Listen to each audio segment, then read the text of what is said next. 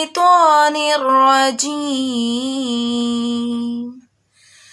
بسم الله الرحمن الرحيم الحمد لله رب العالمين الرحمن الرحيم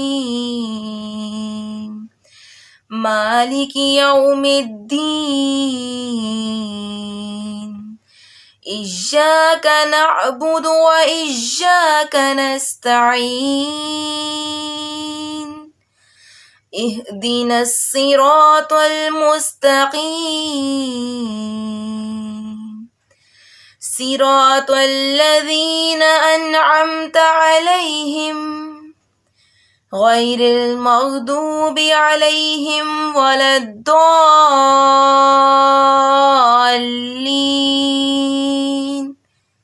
آمين نحمده ونصلي على رسوله الكريم أما بعد فأعوذ بالله من الشيطان الرجيم بسم الله الرحمن الرحيم میرا نام ہے مقدس غفار اور میں society for electronics and telecommunication کی تہہ دل سے مشکور ہوں کہ انہوں نے مجھے آج آپ کے سامنے میزبانی کا موقع دیا۔ ابتدا ہے اس کے نام سے کہ جس کے نام سے ہر ابتدا ہوتی ہے، ازل سے ابد تک سب طرح کی تعریفیں اسی کو زیبا ہیں، وہ کہ جس کی ذات ہمیشہ سے ہے اور ہمیشہ رہے گی۔ آنکھ اٹھے تیرے لیے، کھلتے ہیں لب تیرے لیے، میرا جینا میرا مرنا میرے رب تیرے لیے۔ جس طرح ہر چیز کا آغاز اس کو بہترین بناتا ہے، اور جس طرح آج میرے پروگرام کا آغاز جو ہے وہ سورہ الفاتحہ کی تلاوت سے ہوا۔ یہ وہ سورہ ہے جس سے قرآن پاک کا آغاز ہوتا ہے، اور قرآن پاک کہ یہ وہ سورہ ہے جس میں ہمیں پورے قرآن پاک کا خلاصہ ملتا ہے۔ الفاتحہ کھولنے والی۔ تو اللہ پاک فرماتے ہیں کہ جب میرا بندہ کہتا ہے الحمدللہ رب العالمین، سب تعریفیں اللہ ہی کے لیے ہیں جو تمام جہانوں کا پالنے والا ہے، کہ دل کے سب جذبات سب احساسات صرف اس رب کے لیے ہیں، اور کتنا خوش قسمت ہے وہ انسان کہ جس کے دل میں اللہ کی محبت نے اپنی جگہ بنا لی۔ اور جب بندہ کہتا ہے الرحمن الرحیم، بہت مہربان نہایت رحم کرنے والا، کہ اتنا بڑا ہونے کے باوجود اتنا رحیم کہ ہم اس کا شکر ادا کریں یا نہ کریں، ہم اس کی طرف رجوع کریں یا نہ کریں، اس کا رحم ہم پر ویسے ہی جاری رہتا ہے۔ اور جب بندہ کہتا ہے مالک یوم الدین، کہ اس رب نے صرف پیدا ہی نہیں کیا بلکہ ایک انصاف کا دن مقرر کر دیا۔ اور جب بندہ کہتا ہے ایاک نعبد و ایاک نستعین، کہ ہم تیری ہی عبادت کرتے ہیں اور ہم تجھ ہی سے مدد چاہتے ہیں۔ کتنی خوبصورت آیت ہے کہ ہم اقرار کر رہے ہیں کہ اے اللہ ہم تجھ ہی سے مدد چاہتے ہیں، ہم تیری ہی عبادت کرتے ہیں۔ صحابہ کرام کا یہ طرز عمل تھا کہ جب کوئی پریشانی کوئی تکلیف ان پر آتی تھی تو وہ وضو کرتے تھے اور 2 نفل ادا کرتے تھے اللہ کے حضور، کہ ان کے عمل میں یہ چیز نظر آتی تھی۔ تو ہم نے کیا کرنا ہے، ہم نے جب کوئی تکلیف کوئی پریشانی آئے گی تو سب سے پہلے اللہ سے رجوع کرنا ہے۔ اور جب بندہ کہتا ہے اہدنا الصراط المستقیم، کہ اللہ مجھے سیدھا راستہ دکھا، صراط الذین انعمت علیہم غیر المغضوب علیہم ولا الضالین آمین۔ ان لوگوں کا راستہ کہ جن پر تو نے انعام کیا، ان لوگوں کا نہیں جن پر غضب ہوا، نہ گمراہوں کا۔ کہ اللہ نے ہمیں خود سکھا دیا کہ ہم نے دعا میں یہ مانگنا ہے کہ اللہ ہمیں سیدھا راستہ دکھا، اور ان کا جن پر تو نے انعام کیا۔ کہتے ہیں کہ اللہ نے ہمیں بہت سی چیزیں بنا طلب کیے عطا کر دی ہیں، جیسے ہماری آنکھیں، ہمارے ہاتھ، ہمارے پاؤں، ہمارے والدین، ہمارے بہن بھائی، ہمارے رشتہ دار، یہ سب ہمیں طلب کیے بنا عطا کیے گئے ہیں۔ تو جو طلب کی چیز ہے وہ کیا ہے؟ کہتے ہیں کہ ہمیں جو چیز طلب کرنی چاہیے، جو سب سے خوبصورت چیز ہے وہ ہدایت ہے. اللہ سے جتنی ہمیں طلب ہوگی ہدایت کی، اتنی ہمیں ہدایت عطا کی جائے گی. اللہ پاک سے دعا ہے کہ اللہ پاک ہمیں ہدایت عطا کریں اور صراط مستقیم پر چلنے والا بنائے. آمین ثم آمین.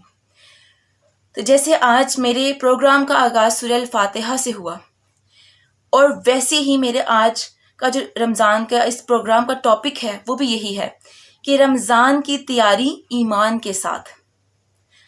یہ وہ مہینہ ہے کہ جس میں ہم نے اپنے رب کو راضی کرنا ہے.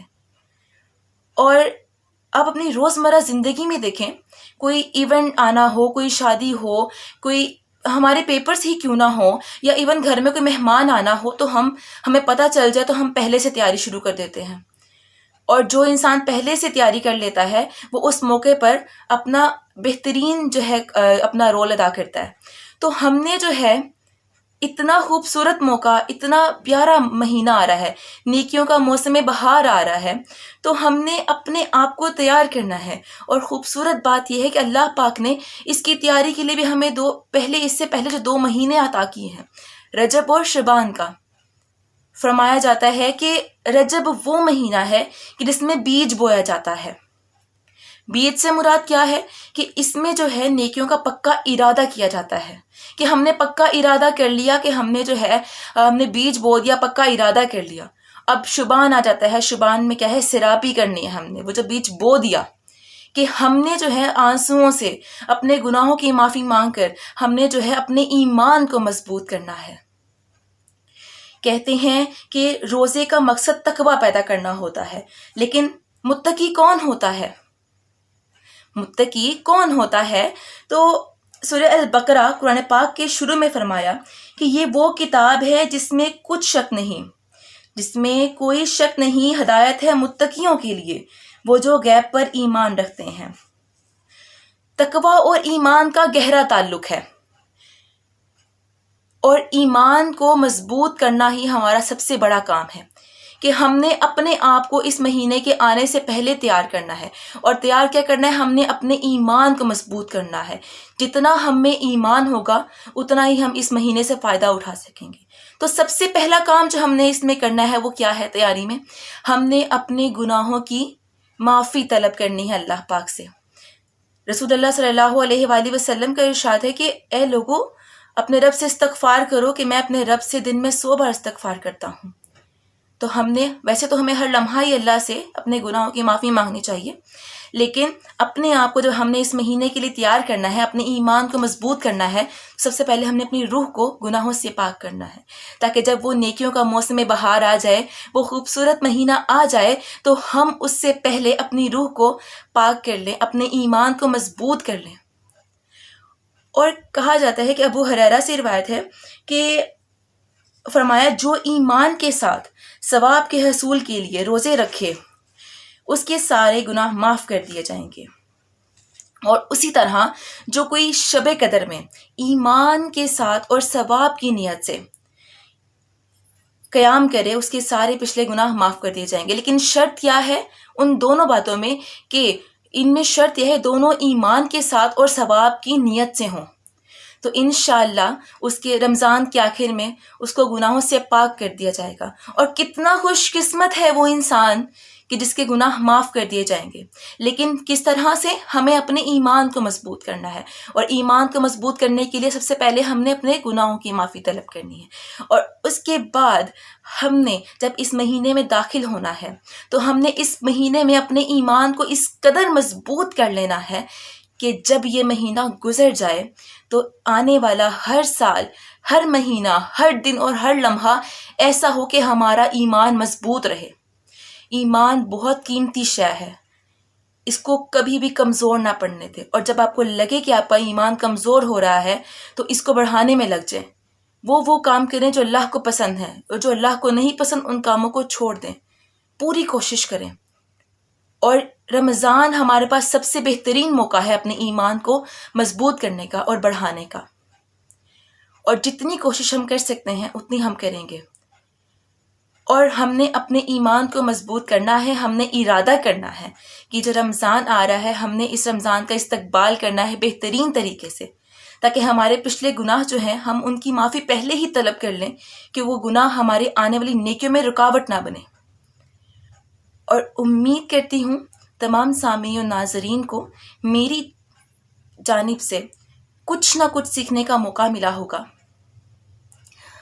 اور society for electronics and telecommunication اور مجھے مقدس کو اجازت دیجیے.